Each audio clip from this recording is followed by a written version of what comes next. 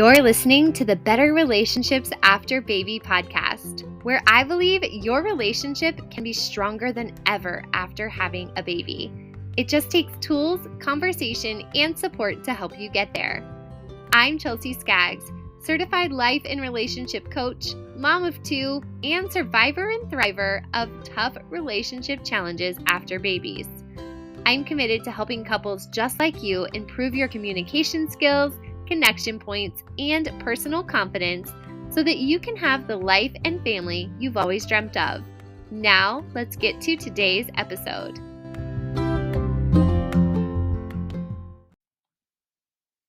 Hello, parents, and welcome back to the Better Relationships After Baby podcast. It's Chelsea here. And before we get into today's topic, I was at a writing group this morning. So I meet with some women weekly and we are given writing prompts and we're given a time frame to just go at it and write from there. And then we go around and read some of our writing to one another and we share it. And it's often deeply personal and moving and relatable and like a little view into one another's souls. And this morning, as I left there, I was thinking about what it means to be blossoming, to be growing, to be expanding.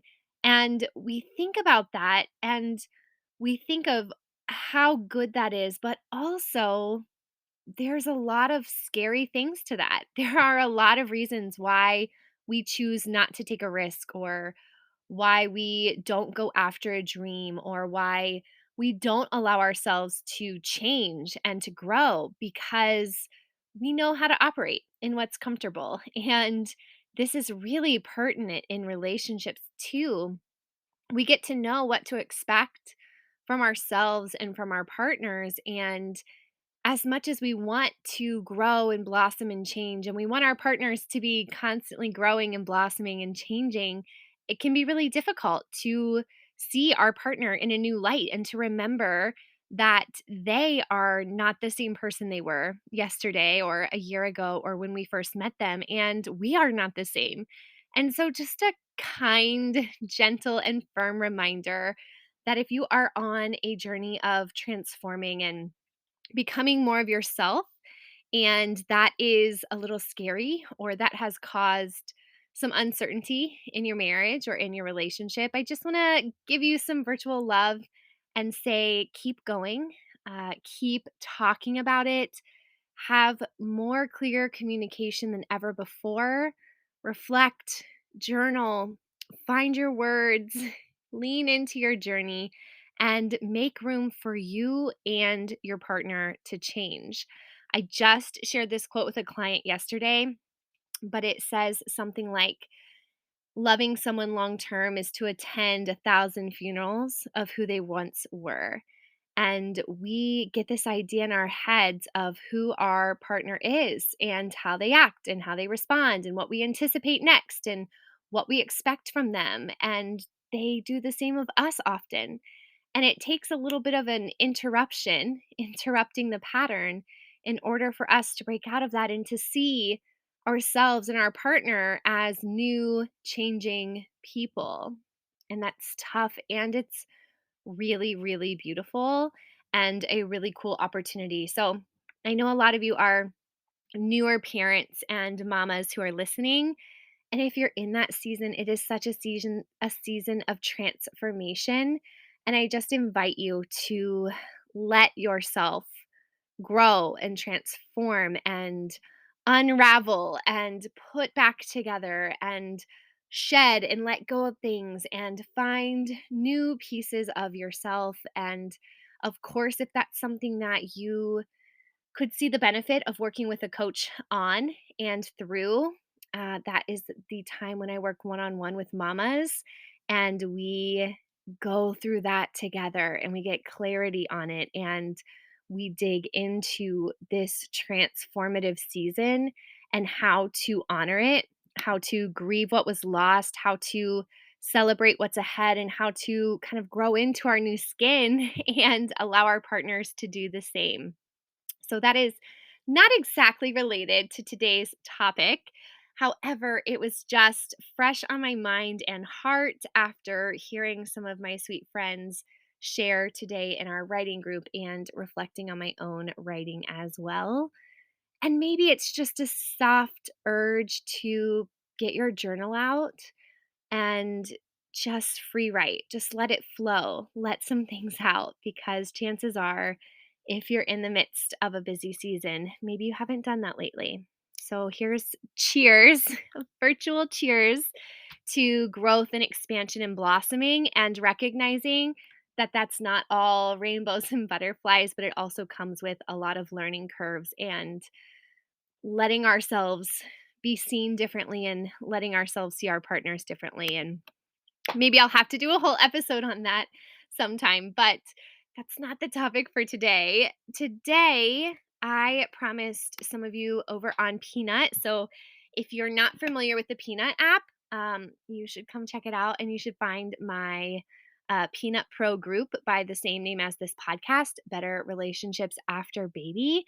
On the Peanut app, I lead a live call every week, every Wednesday, and it's on a different topic similar to the things that you would hear on the podcast. But what's really cool is I do a mini training and then I open it up for Q&A and feedback and just mama to mama conversation. And one thing that came up last week in our conversation was the concept of business meetings, how to have them, why to have them, what to talk about, how to suggest this to our partners. And so I, as promised, am coming to you today talking about having a business meeting with your partner.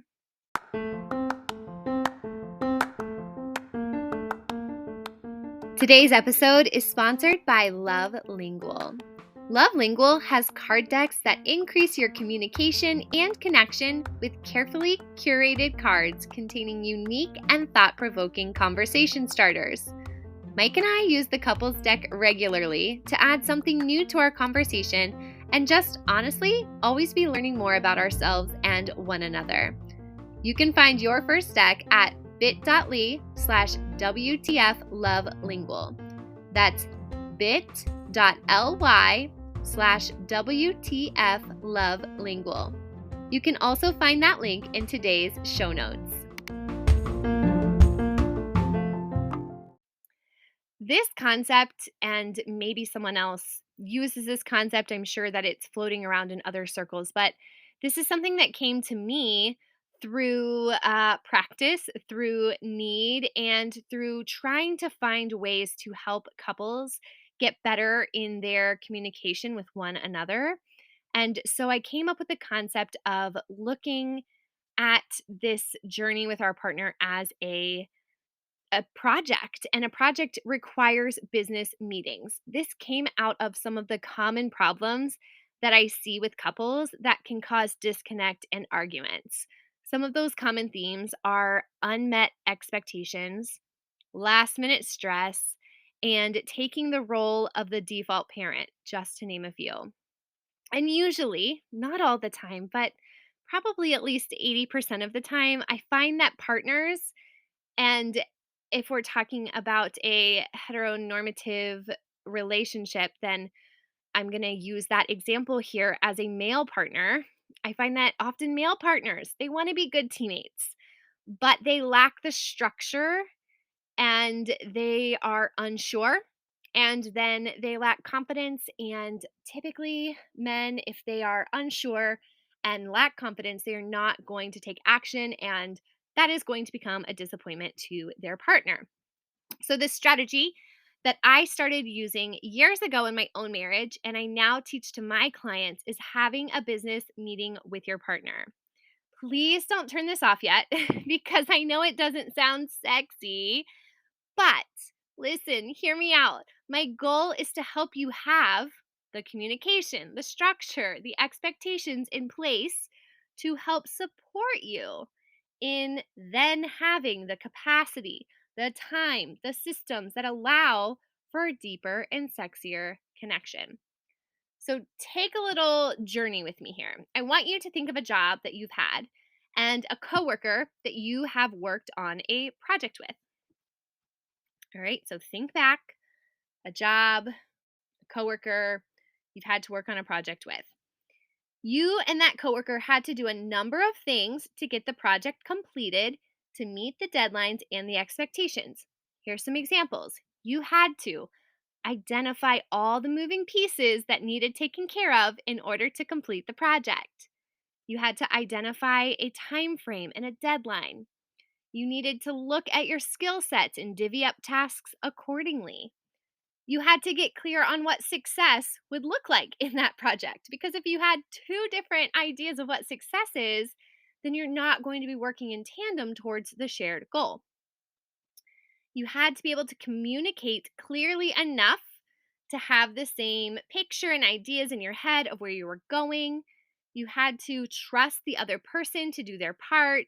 You had to check in frequently and pivot as needed because not everything was going to go the way you anticipated. And you had to take on personal confidence and responsibility to do your part. Now, this is what I want you to do in your relationship. I want you to think of your baby in your home as a project, and you and your partner are the coworkers. So here's what you want to do: get clear about all the moving pieces that need attention in order to care for baby and care for the home. Get clear about the overall values and feelings that really mark your family and that you want to be able to come through in everything that you do. This is kind of like your family mission statement or value proposition. You want to identify who is doing what based on skill set, based on availability, based on passion, and know who is taking care of what pieces of the project. You want to be able to repeat things back to one another for clarity, trust the other person to do their part, to do your part, and to check in and pivot often and whenever it seems necessary. I have these kinds of meetings weekly with my husband. So we will pull out our calendars, we'll pull out our personal to-do lists, we will look at maybe events. Maybe there are family events that I had saved on Eventbrite or on Facebook. We will look at any decisions we need to make. So, for example, this week we were making a decision on a homeschool curriculum for our first grader. We knew that that was an upcoming decision.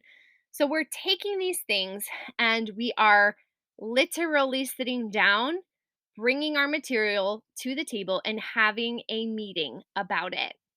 There have also been seasons of our life where we have done this in smaller chunks. So, right now, we do it on the weekends, typically on Sunday mornings. The kids are either playing or we do like a special cartoon time on the weekends. And that's when we have cacao, not coffee, but we have our cacao drinks and our breakfast. And we're just going over all the moving pieces, but there was also a season when we did this every morning in like 30-minute increments. So we didn't have that big chunk of time over the weekend, but we could do 30 minutes a morning and we would just have different themes. So we would maybe have a finance time, a family that would be social and personal activities that we wanted to do. We would have a week for food. What are we doing for food this week? What are we doing for fun? What are we doing for education? So we would break it up into those buckets. So you can do this in whatever cadence makes sense for you, but you want to do this regularly and you want to be able to anticipate it and for both you and your partner to have the availability to come into it prepared. So, a few things that you can discuss in your business meeting, and this is not a full, exhausted list. Obviously, you can add to this or take from it if something doesn't serve you. But here are a few ideas. What are the appointments for the coming week? What are the social engagements that we do or don't want to go to? When can we both have some personal or alone time? What chores need to be done, whether they are the regular weekly chores or something that's coming up specifically for this week? What are the upcoming decisions that need to be made? I told you that we had to make a decision on our homeschool curriculum. For you, it might be sleep or baby eating. Maybe you are coming up to 6 months and you're trying to figure out, are we going to do purees? Are we going to do baby led weaning? Maybe you are looking at upcoming traveling or babysitters, things like that. You also want to talk about a time when you can intentionally connect with one another throughout the week.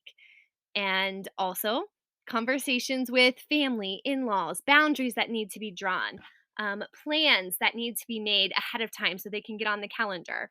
Again, that's not an exhaustive list, but it's a lot of the mental things that have to be taken care of. And I like this for a lot of reasons. I'm going to give you 4 ways that this benefits your relationship. The first one, it gets the expectations out of your head and into a space where it is tangible.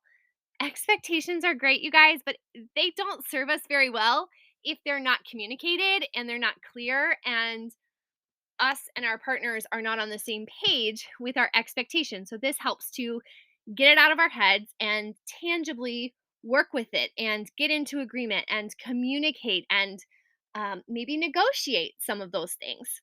Second, it helps you both see all the moving parts necessary to take care of the baby and the home. I hear from moms often that they feel like their partner does not understand all of the moving pieces that have to go into taking care of a baby. So maybe for some of my stay at home moms, what I hear is that they get kind of criticized or they feel like their partner doesn't appreciate them or they don't understand what they've done all day and why doing all the chores is not an acceptable expectation for a stay-at-home parent. So, getting this out helps you both to see these are all the mental and emotional and logistical parts that go into daily and weekly and monthly taking care of our baby and our home. It also allows you to see and honor what each person is doing. So we can get resentful and we may feel like we're carrying a lot of the load. And sometimes it's true. Sometimes the load is very uneven, and we really have to figure out ways to even it out and get more clear expectations around that. But it's also great to be able to share what you've been doing, what you've been working on, and get a little recognition and teamwork, and maybe even a high five for that because this is often thankless work that we're doing. And the last benefit is that it helps you take care of the logistics so that you can have more time for mental and emotional connection. Like I said, I don't think that scheduling and logistics and business meetings are super sexy. Now, you might be super playful and you might show up all dressed up in your blazer and your heels and like really come to town fiery for your business meetings. That's a fun way to do it. It's not how I do it, but maybe you can make it even sexier than I do. But what I'm saying here is that when you have these logistics taken care of, when you know who's doing what, who's taking care of this appointment, who's communicating this boundary with the in laws, what night that you're not going to be able to connect because maybe your husband has a super stressful work meeting, or what day you're not going to be able to be super emotionally available because you have a difficult appointment or meeting with a friend, right? So we want to take care of these logistics so that we have less unmet expectations, less bickering, less stress from the last minute timing, and take care of that so that we feel like a team, so that we feel connected, so that feeling connected as a team then allows us to emotionally and mentally open up to our partners more and share more intimacy in that way. And truly, truly, that is my goal for you. My goal for you is to have kick ass teamwork, to feel confident in what you're doing, to feel less lonely because you have your partner stepping up to the plate, and for you to be able to share more meaningful connection in your time together. So, again, the takeaway is that having a business meeting is a really great tool to get everything out on the table, to lay out expectations, to take care of as much as you can, there are going to be things that pop up that did not go into your business meeting and you're going to have to figure out on the fly, but that's going to be more feasible if you have 75, 80% of things already discussed and figured out the best that they can. It makes the other things feel less heavy, less stressful, less of a threat to our sanity and well being. My goal is for you to be thriving and blossoming, those things I talked about at the beginning, to really be able to embrace this season because I don't think there is another season that is as welcoming to our unraveling, our brokenness, our rebuilding, our blossoming, our blooming. It's so complex, and yet it's a season that if we get to have the time and space to process it and honor it and intentionally grow from it, it can be really awesome.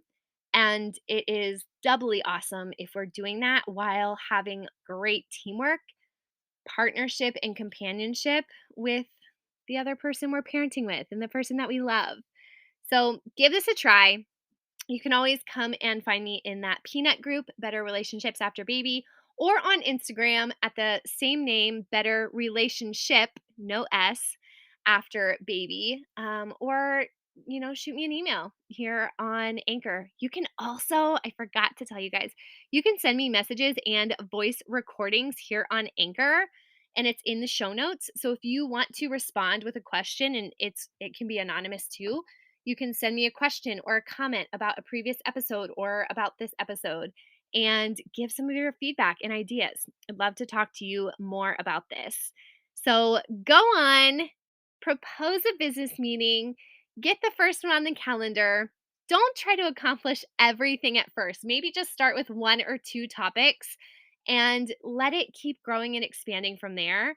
And if you want to get really, really good at this, then I encourage you to check out my coaching package where I work with moms and dads together to hone in on the strategies and the logistics and the communication skills and how to make sure that there is meaningful connection and personal transformation journeys as a part of this whole season.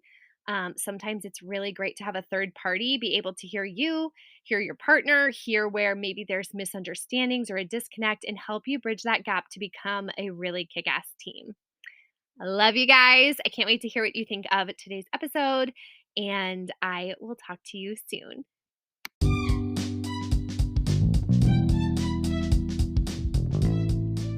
If you've enjoyed today's episode, I want to invite you to explore coaching with me.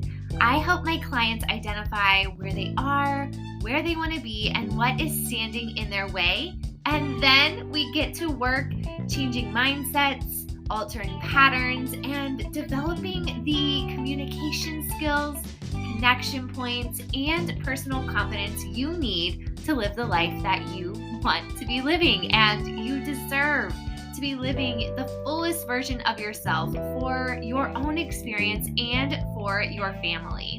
I offer a free 15-minute exploration call where we just chat about where you are, where you want to be, and whether coaching is the route to get there.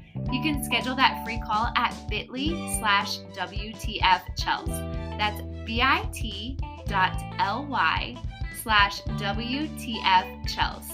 And I cannot wait to chat with you.